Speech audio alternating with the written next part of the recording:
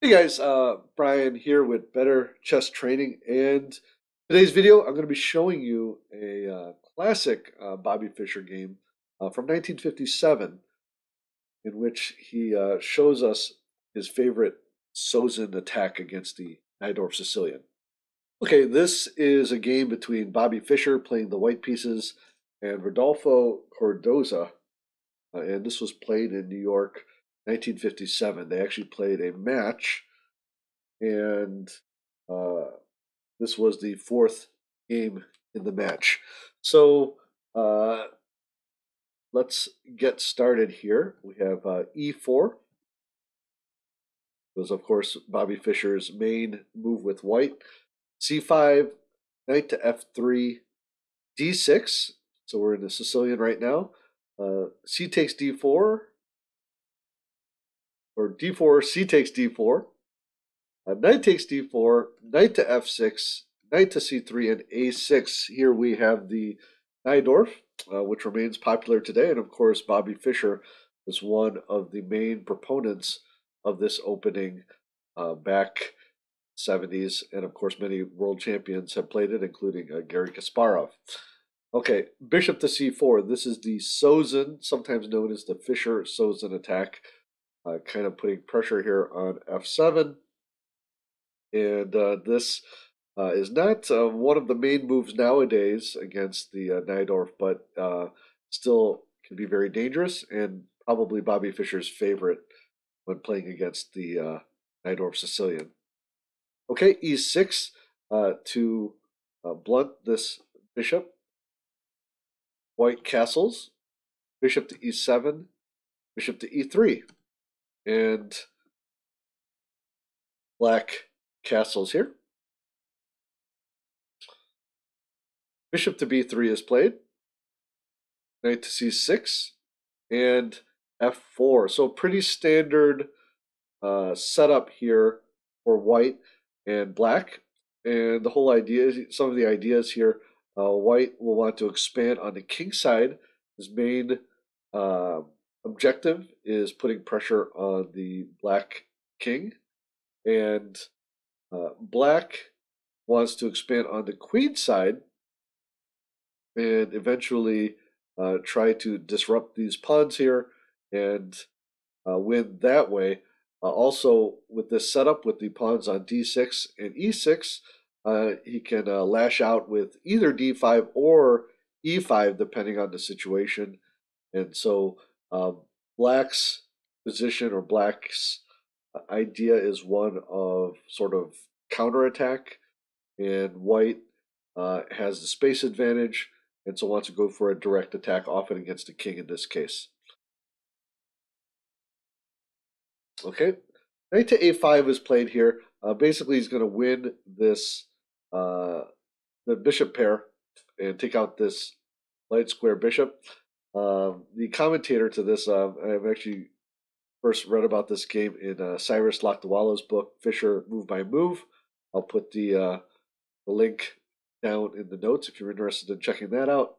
Uh, just quick note here, instead of knight to a5, knight takes d4, bishop takes d4, b5, and a3 was played in 1972 in Fischer's World Championship match against Spassky. So just a little bit of a different idea. But here, black plays knight to a5, which is not a bad idea either. Okay, queen to f3. So the idea here is we're going to support things like f5, maybe play 4 at some point also. Okay, queen to c7. And so queen to c7 is, of course, occupying this half-open file, but I think a general idea is to help support this e4 or e5 square in case we want to push e5 or in case white tries to push e5. So kind of a preventative or prophylactic move. Okay, well, Fischer plays in very direct fashion, and this is something, just as a little commentary, that I really like about Bobby Fischer's play. Of course, he was very brilliant. Of course, his life was rather tragic with some of his mental issues, but his play itself was known for being very clear in its ideas. And you can kind of compare this to Paul Morphy, a very direct player. And so even though the ideas don't seem complex, now don't get me wrong, he could play very complexly as well. But uh, it's very easy to follow, which is one of the reasons why I enjoy playing through his games. And even though they are, like I said, even though a lot of his ideas are very direct, very clear, it's hard to produce these ideas at the board ourselves sometimes. And we'll see here. There's a lot of calculation, a lot of besides just logic and stuff. You need to also be able to see deeply into these ideas. Okay, knight takes b3, so black cashes in here and tries to take that bishop out, which will hopefully stop some of white's attacking pressure. A takes b3. Well, white has a half-open a file, and rook to b8. So the idea is fairly clear for black. He wants to push here and perhaps push these pawns down the board and try to create some mischief here. But the question is whether or not Bobby Fischer will let him do that. Okay, g5. The answer is no. It's going to push forward and put a lot of pressure on black right now. So knight to e7, and now f5 is played. So the idea here, of course, is that at any time, g6 or f6 can help to break this open here. So one of the criticisms is maybe of this move is that it gives up this e5 square, so now this knight can hop in here. But really, as you can see here, Bobby easily sidesteps it here with queen to g3 and is going to continue to press forward. And as we'll see here, this knight on e5 will not be that big of a deal. King to h8. Now, Latwala, as well as Kasparov in some of his commentary on this game, criticized this move and gave a couple alternatives, which I'll show you here. One is to continue forward with the pressure on the queen side or to counterplay on the queen side. Then after something like f6, just back the bishop up. And then another one would be, this is an interesting idea, rook to e8. That way, if this f6 move comes, then bishop to f8 protecting would be better than what was played in the game. In this case, king to h8 seems to be a waste of time, but I think black may have been fearing this opening of the g file. Okay, knight to f3. So just as an instructional note here, black's main, this knight on e5 is black's most active piece, so white just simply plays to eliminate it. Black probably should have backed this knight up here to c6, but instead he takes here on f3, which probably I think was a little bit of a mistake because now this rook gets a free rook lift. Okay, so he doesn't have to spend an extra move lifting his rook. He just recaptures here with f3, and now this rook can move along this third rank and be quite dangerous. Okay, now finally black gets some counterplay going, but it may be too late. Queen to h4, putting pressure here on the h file and perhaps threatening things like f6. So black captures on f5. White captures here on f5. Now, we go back a move here. I was thinking, well, can't white just directly play rook to h3? And actually, both Kasparov and Latwala says that this move is better. For example, h6. Then we have this bishop to d4, pinning the g pawn and now threatening to take here with the queen. So f6 blocking that. And then here we have knight to d5, attacking the queen and the bishop. And this queen, if it moves to, say, B7. Now white breaks through. G takes F6, bishop takes F6, and then knight takes F6, and then of course if uh, black takes with the rook, we will take that, and that'll be very dangerous. And of course, take it with the pawn, pretty much loses right away after queen takes H6 check. So rook to H3 may have been, let's go back here, rook to H3 may have been a little better. But again, it's much easier for us to analyze after the fact since we weren't playing in the game. Instead, Fischer plays e takes F5, which should still be advantageous to pawns looking to push forward. Okay, queen to C6, attacking the rook on F3.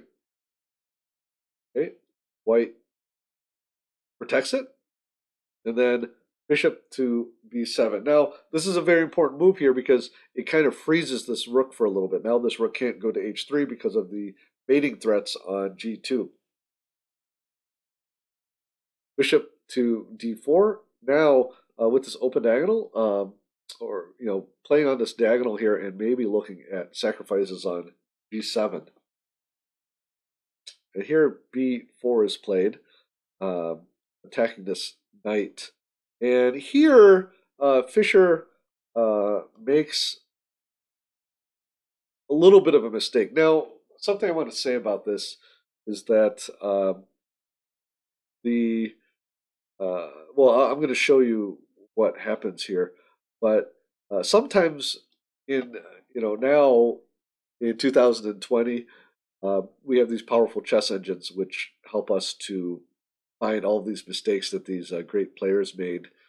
But when you see with the refutation, you'll see that it's actually would be quite difficult to find this over the board. And in calculating this, I think we have to give a little bit. I don't know what it is. I guess when we're annotating these games or we're seeing these commentators writing these games, we have to be careful about all these question marks and these dubious moves. And now it is important to understand why they are wrong. But let me show this to you, and maybe you'll see what I mean here. I think we need to be forgiving sometimes of these mistakes. So remember, too, Bobby Fischer was a young man at this point. This is 15 years before his 15 years before he became world champion. So he plays bishop to G7 check. And I think if you were a young teenager, you'd be very tempted by this. And here, it takes a few moves to see why this is not the best move. And but first, let me show you what White could have played. He could have played queen to H5, potentially pushing this G6, and then the line that Lakdawala gives here is king to G8, and then F6. Now pressuring here, rook F to E8, giving up this bishop, but trying to stay alive here. And F takes G7, queen takes F3, trying to reduce the attacking forces. Rook takes F3, bishop takes F3, queen takes F3. And now after bishop takes C3, queen to F5, again with this threat here, the threat here of G6. And the idea there, by the way, is let me just make a move here for black. Is something like G6, and then if H takes G6, queen to H3, moving around here. This particular line maybe isn't the most optimal, but the idea is to break open this king side. That's the idea behind queen to F5. Okay, let's see, queen to F5.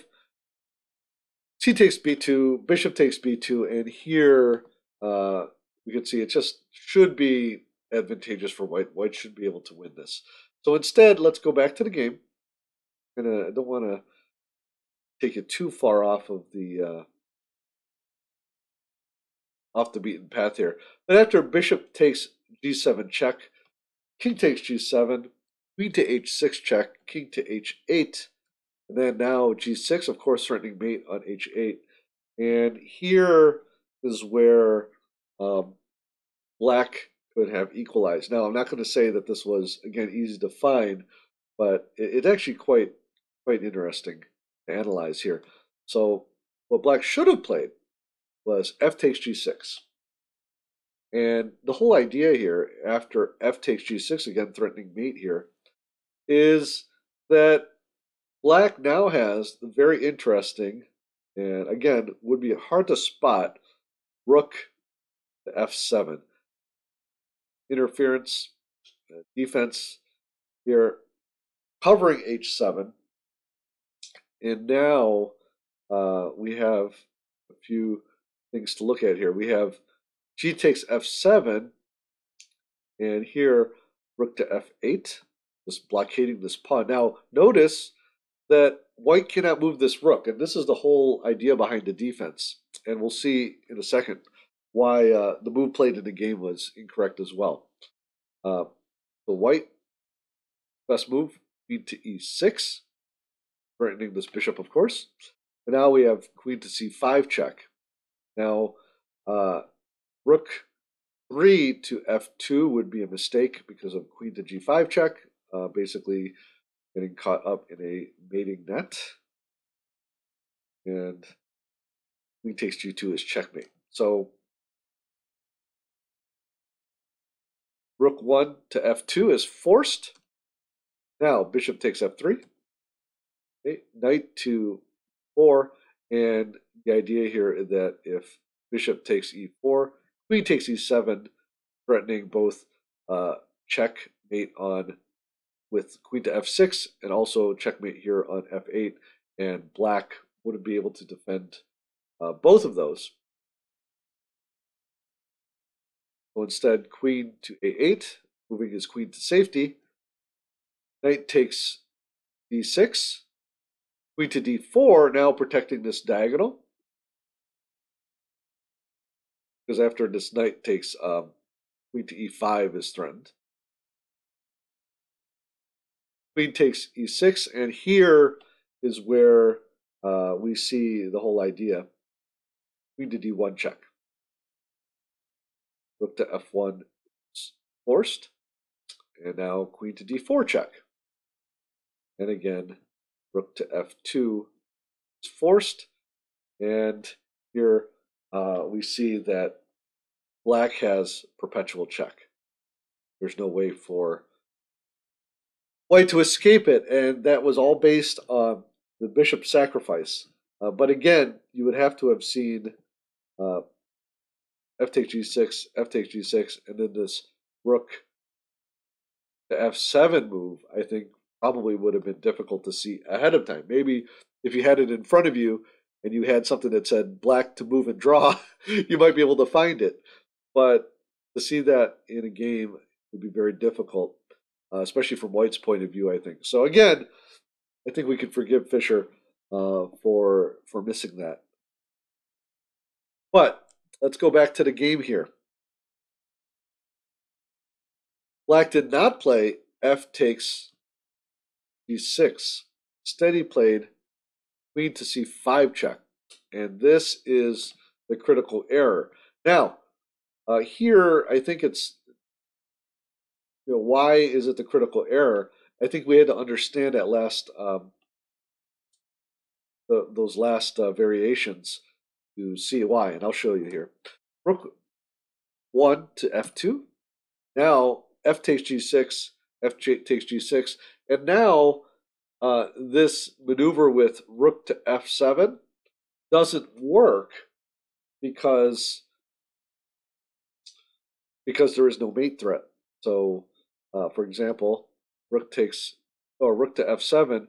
Now we can just take with the rook, and so now there's no because there's no threat of mate here. And just to show you this, queen to g5 check would be forced probably to relieve that, and then bishop takes g5, and then just simply g7 check would would lead to victory here. As an example, and here we're just up a lot of material. Okay, so let's go back. So queen to c5 check. Rook 1 to f2, f takes g6, f takes g6, and queen to g5 check, trying to alleviate some of this pressure. And here we're seeing the case where the victory or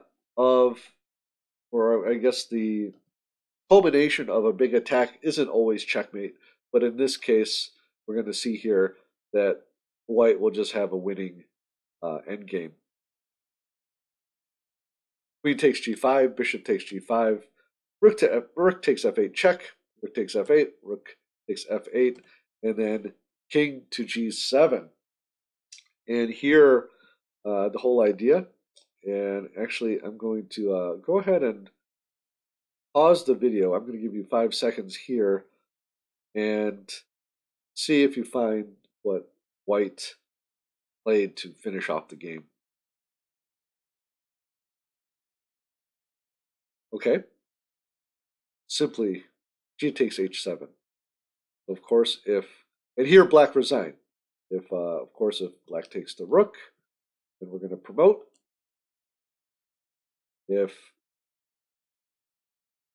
black takes the pawn, then we have rook to f7 check. Then after the king moves, we take the bishop. And here we can see that this is probably a pretty easy win for white. I hope you enjoyed that game. I think it's just a nice, very clear demonstration of Fischer's style. Even as a young man, he was very aggressive, played very sharp, aggressive openings. Always played 1e4 for the most part until basically until the World Championship match against Spassky. And with the black pieces, always played very aggressive systems. The Najdorf Sicilian, King's Indian, and the Grunfeld were his main weapons with black. And of course, Bobby Fischer had a lot of issues with his personal life and mental illness. But just looking at we can enjoy his games for what they are, which are brilliant masterpieces. And despite the couple inaccuracies that I pointed out in this game, I don't think that takes away from the brilliance of his play. So actually have a few other Bobby Fischer videos here. You can check them out over here, a couple of his other games. And otherwise, I want you to have a great day. Patrons, you'll be able to download the PGN file with my comments and all the variations that we talked about here during the game and additional analysis. So check out that link down below. And I'll see you soon. Have a great day.